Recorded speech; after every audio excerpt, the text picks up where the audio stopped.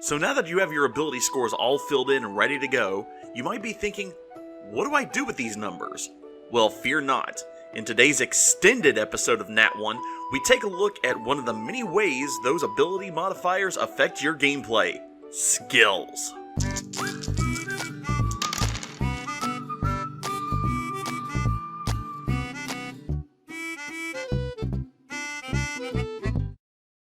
Greetings and salutations, everyone! I'm KrowOfMurderXV.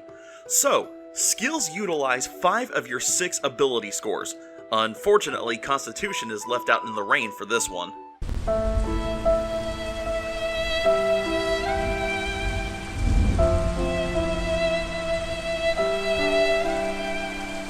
Skills are used when your character performs an action that your DM decides if you succeed or fail at said action. This is known as the difficulty check, or DC for short. If your total roll matches or is higher than the DC, then congrats, you've succeeded. You've successfully jumped over that locked gate. But if your total roll is less than the DC, then sorry, the lock on that treasure chest just isn't coming undone. So, now we'll go over each of these 18 skills according to what ability score you'll need to add to the skill. First, let's start with strength, with only having one skill, being athletics. Athletics comes into play when you're trying to climb a steep cliff or trying to jump an unusually long distance. Unfortunately, that's about it for strength. Next, we move to dexterity, which consists of 3 skills. First, we have acrobatics. Think of acrobatics as trying to pull a stunt like a flip, or it could be something as simple as trying to keep your footing on slick terrain or trying to stay upright on a rocking ship deck. Next, we have sleight of hand, one of my personal favorites. This skill is needed when you're trying to plant an object on someone else or perhaps stealing their coin, all while making sure no one sees those lightning fast hands of yours. And finally, we have stealth, which is pretty self-explanatory. Stealth is used when you don't want to be seen or heard at all, maybe hiding in some bushes or pressed up against a wall so that evening street lantern doesn't catch your shadow. Now we'll look at intelligence, which has a whopping 5 skills. First is arcana.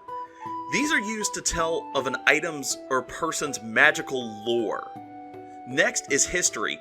This skill allows you to recall people or places of legend, important battles, or possibly lost civilizations of days past. Now, to get a little Sherlock Holmes on you, we have investigation. Investigation is used when you're trying to look for clues to a hidden doorway, or maybe your companion was injured and you're trying to figure out what type of weapon made that wound. Following that is nature.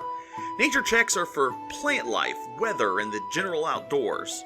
Perhaps you spot a flower and you're trying to discover whether its properties are poisonous or beneficial. And lastly, we have religion. This skill will help you decipher what that holy relic on the altar means, perhaps what god or goddess it represents, or could even belong to a secret cult that secretly worships Cthulhu.